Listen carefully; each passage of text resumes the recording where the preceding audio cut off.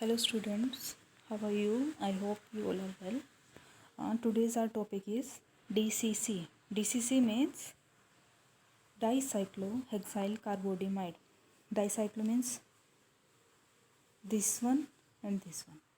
Dicyclohexyl and कार्बोडीआमाइड. आमाइड क्यों? क्योंकि double bonded N है यहाँ पर. ठीक है, तो इस टॉपिक में क्या है, जो ये डीसीसी है, डीसीसी एक डिहाइड्रेटिंग एजेंट का काम करता है. मीन्स जहाँ पर भी इसको यूज करेंगे वहाँ उस केस में क्या करेगा, ये उस कंपाउंड में से उस कन्वर्जन में क्या करेगा, वाटर मॉलिक्यूल को डिहाइड्रेट करेगा, वाटर मॉलिक्यूल को एब्स्ट्रैक्ट करेगा वहाँ से, और खुद क्या बनाएगा, एडक्ट कॉम्प्लेक्स बना के निकलेगा, जिसमें क्या होगा, इससे वाटर मॉलिक्यूल अटैच्ड होगा.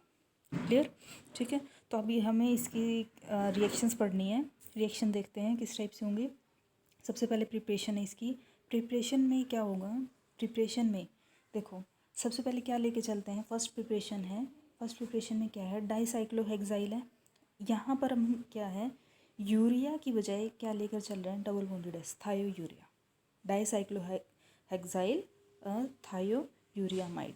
ठीक है, तो इसमें क्या होगा, आप देखो हमें पता है कि हमें क्या लेकर आना है, हमें बनाना क्या है, डबल बॉन्डेड सी. तो इट मीन्स क्या करना पड़ेगा, हमें यहाँ से सल्फर को रिमूव आउट करना है. तो इसके लिए हम क्या करेंगे, HgO की प्रेजेंस में क्या हो जाएगा, जो Hg है वो सल्फर से बाइंड होकर निकल जाएगा, HgS Hg+2 ऑक्सीडेशन स्टेट में बन के निकल जाएगा, और वहाँ से क्या होगा, एक वाटर मॉलिक्यूल डिहाइड्रेट हो जाएगा, और हमें क्या मिल जाएगा, DCC. क्लियर? नेक्स्ट है, अब हम पहले थायोयूरिया लेके चल रहे थे, अब हमारे पास क्या होगा, C double bonded O urea होगा. ठीक है, डाइसाइक्लोहेक्साइल, क्योंकि ये तो हमें चाहिए ही है. अब इसमें क्या होगा, अब हम टोसाइल क्लोराइड लेके चलेंगे in presence of pyridine and heating condition.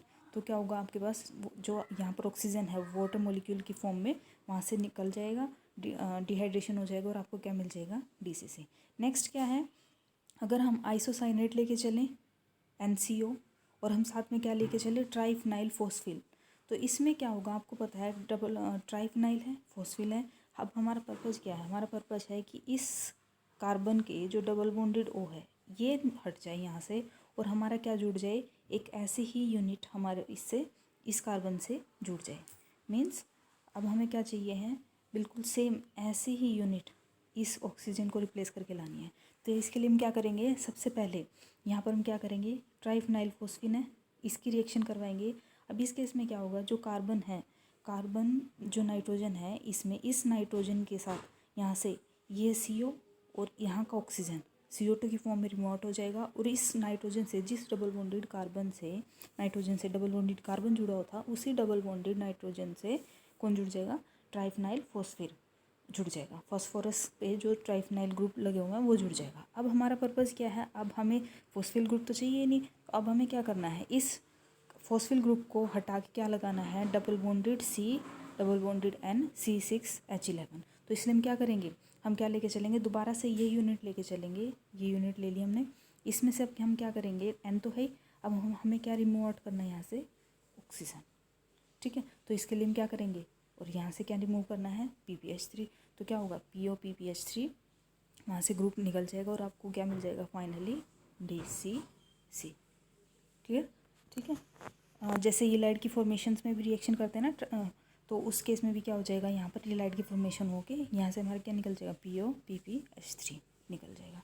ठीक है, तो इस केस में क्या था, हमने ये देखा कि हमें क्या करना है, आइसोसाइनेट से क्या बनाना है, NCO में जो ये CO ग्रुप है, ऑक्सीजन है, ऑक्सीजन को रिप्लेस करके हमें क्या लगाना है, NC6H11. तो उसके लिए हम क्या किया, सबसे पहले हम ट्राइफिनाइल फॉस्फाइल ग्रुप लेके आए, फिर उसके बाद हमने यहाँ से डबल बॉन्डेड PPH3. अब इस ग्रुप को हटा के हमने क्या लगाना है, CnC6H11, और क्या निकालना है, PPH3, और ऑक्सीजन कहाँ का, जो आप NCO ग्रुप में जो ऑक्सीजन लगा था वो यहाँ से मूव आउट हो जाएगा.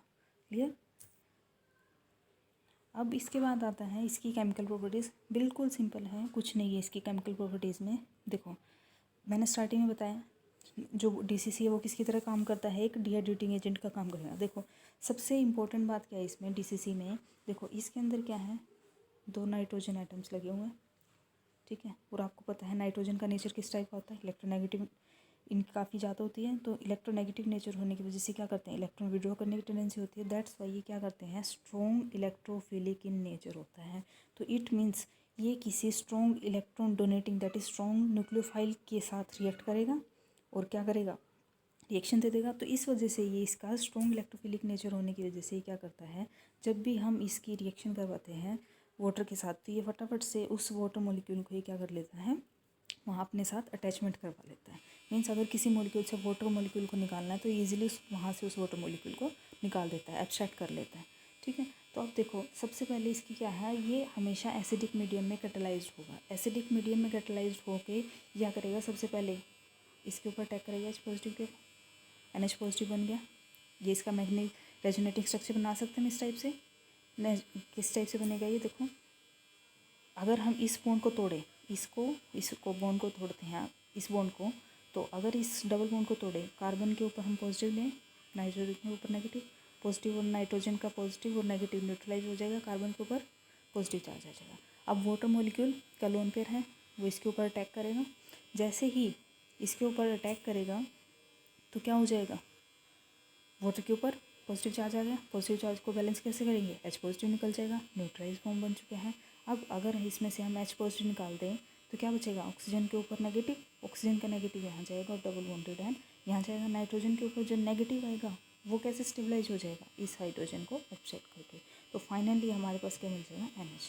तो ये हमारे को क्या मिल जाएगा, NN डाइसाइक्लोहेक्साइल यूरिया। क्लियर। तो इट मीन्स आपको ये ध्यान रखना है, जब भी DCC वाटर एब्स्ट्रैक्ट करेगा तो हमेशा क्या बनाएगा, NN डाइसाइक्लोहेक्साइल यूरिया। कब, जब वो वाटर मॉलिक्यूल को एब्स्ट्रैक्ट कर लेगा। मीन्स इसका ऑक्सीडेशन हो जाएगा किसके ऊपर, इस कार्बन के ऊपर, जो नाइट्राइल का कार्बन है उस कार्बन के ऊपर डबल बॉन्डेड ऑक्सीजन जुड़ जाएगा। Clear, I hope you got it.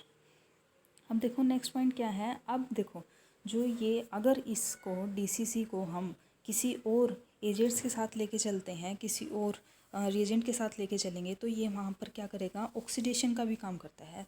Suppose करो जैसे अगर हम DCC के साथ DMSO भी, आगे भी रिएक्शंस आएंगी, अगर हम DCC के साथ DMSO की रिएक्शंस करवाते हैं तो ये किसका काम करते हैं, ऑक्सीडेशन का काम करता है। किसका, कैसे, जो अल्कोहल्स होंगे, प्राइमरी अल्कोहल होगा उसको किस में कन्वर्ट कर देगा, एल्डिहाइड में, और सेकेंडरी अल्कोहल को किस में कर देगा, कीटो में। क्लियर, ठीक है। तो हमने यहाँ से देखा। और दूसरी बात, जो DCC है वो किस काम भी आता है, हमने पहले देख लिया, डिहाइड्रेटिंग एजेंट का काम भी करता है। तो क्या करेगा, प्राइमरी अमाइड को किस में कन्वर्ट कर देगा, नाइट्राइल्स में। ठीक है, प्राइमरी अमाइंस को नाइट्राइल्स में कन्वर्ट कर देगा। और जो आपका बीटा हाइड्रोक्सी कीटोन है, बीटा हाइड्रोक्सी का मतलब क्या, देखो कीटोन है, ये कार्बन अल्फ़ा, ये बीटा, ये अल्फ़ा है, ये बीटा है, बीटा पर हाइड्रोक्सी ग्रुप लगा हुआ, ऑब्वियसली यहाँ H होगा। तो क्या करेगा, डिहाइड्रेशन करेगा तो और H और OH यहाँ से निकाल देगा, तो क्या बन जाएगा, डबल बॉन्डेड C और यहाँ पर कीटो। तो क्या बन जाएगा, अनसैचुरेटेड बना दिया ना, अल्फ़ा और बीटा पे क्या बन गया, अनसैचुरेशन आ गया है। तो ये क्या करेगा, बीटा हाइड्रोक्सी कीटोन में से वाटर मॉलिक्यूल को एब्स्ट्रैक्ट करके क्या बना देगा, alpha beta unsaturated ketones. Clear. और दूसरा क्या है, जो अगर इसमें ये क्या भी इफेक्ट करता है, जो स्टीरियोकेमिस्ट्री होती है सेकेंडरी अल्कोहल्स की, उनको इन्वर्ट कर देता है। सपोज करो किसी की अगर R स्टीरियोकेमिस्ट्री थी पहले, तो उसको इन्वर्ट करके किस में कन्वर्ट कर देता है, ये डायरेक्ट S के अंदर कन्वर्ट कर देगा। क्लियर।